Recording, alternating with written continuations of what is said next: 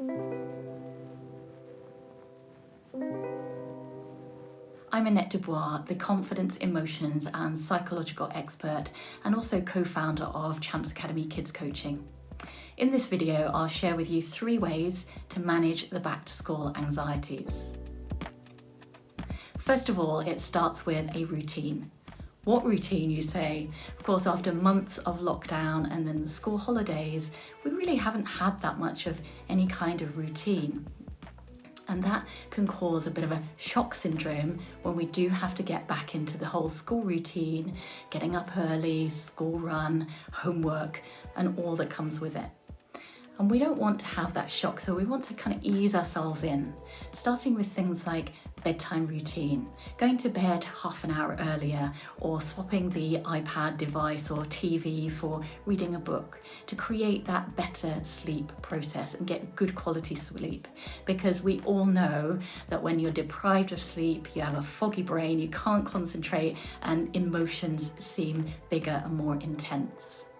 The other thing to do is start swapping snacks and food for healthier options. So you can choose different things, and of course thinking about more protein in your child's diet, great for brain power. And then lastly, getting back into the homework routine.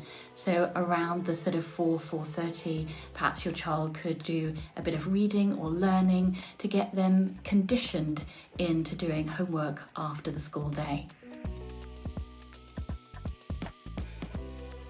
Next up is communication. Now, I call it mind your language, and you may well have heard that in a different way or maybe even used it in a different way. But what we say becomes our reality. So when we start using negative words and descriptions, we start to feel the weight of that.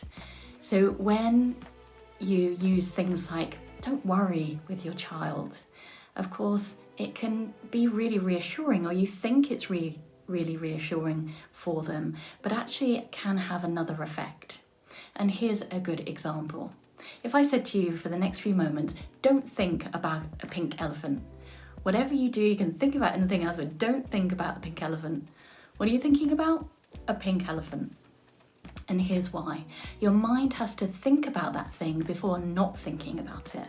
So saying something such as don't worry to your child, they have to think about worrying before not worrying. So the best thing to do is change it into something more positive and practical, action-orientated words. Do your best today. Give it a go. You're okay. You can do this. All of those things will start that whole positive promotion and positive momentum in your child, so that they're not going to school worrying because you're telling them not to worry. And I appreciate it's really difficult. We say things like that all the time, but what most don't realize is the power of our words in how we think.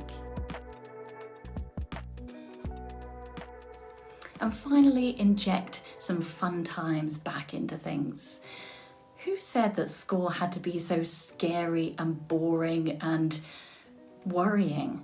I mean, who actually made that decision? Why can't we change that? We've had a lot of change over the last 6 months or so. Why don't we change the way that we think about school and the way children feel about school? So here's the thing to do. After the school day, maybe a few times a week, do something fun. Go to the park, arrange play dates, which will also help your child with their socialising skills after so long, but also that it will help them to feel that there's something after the school day to look forward to. We shouldn't necessarily see school as being really big, scary, boring, or fearful. We should actually see it as a promotion of being able to excitingly learn about different things, but then have something different to do after the school day.